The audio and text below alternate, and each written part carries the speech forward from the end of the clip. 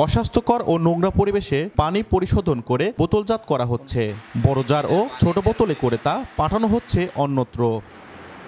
পাবনার ঈশ্বরদীতে এমন 8টি পানির কারখানা গড়ে উঠেছে। এখান থেকে পানি সরবরাহ করা হচ্ছে রূপপুর পারমাণবিক বিদ্যুৎ প্রকল্প, ইপিজেড সহ অন্যান্য শিল্প ও আবাসিক এলাকায়। তবে কোনো প্রতিষ্ঠানের নেই বিএসটিআই এর ছাড়পত্র।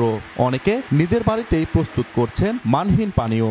এতে ক্ষুব্ধ এলাকাবাসী। বিভিন্ন প্রতিষ্ঠান, স্কুল, কলেজ, যেমন রূপপুর পারমাণবিক বিদ্যুৎ কেন্দ্র রয়েছে, ইপিজেড রয়েছে, সব বিভিন্ন প্রতিষ্ঠানে পানি কিন্তু রিফায়ারিং না করে অনুমোদনহীন কারখানায় কিন্তু এই পানিগুলো বাজারজাত করছে। অস্বাস্থ্যকর পরিবেশে যে সকল পানি উৎপাদন হচ্ছে এগুলোতে অবশ্যই প্রশাসনের নজরদারিতে আসা উচিত। মানুষজন অসুখে ভুগছে, নানা রোগে আক্রান্ত হচ্ছে, স্বাস্থ্যের ঝুঁকি বাড়ছে, কাজে এগুলো অবিলম্বে বন্ধ হওয়া উচিত।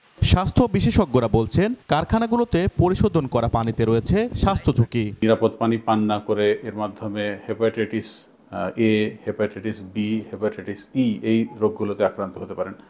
আপনি টাইফয়েড ফিভার বা এন্টেরিক ফিভারে আক্রান্ত হতে পারেন এবং এমনি কিছু ভাইরাস আছে যেরকম রোটাভাইরাল ডায়রিয়া, এইরকম অসুখে আক্রান্ত হতে পারেন।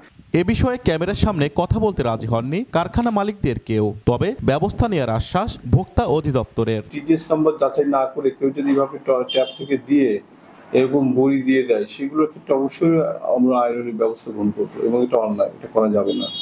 ঈশ্বরদীর এসব কারখানা থেকে দৈনিক গড়ে অন্তত 16,000 লিটার পানি সরবরাহ করা হয়। সবুজ মোল্লা, সময় সংবাদ, পাবনা।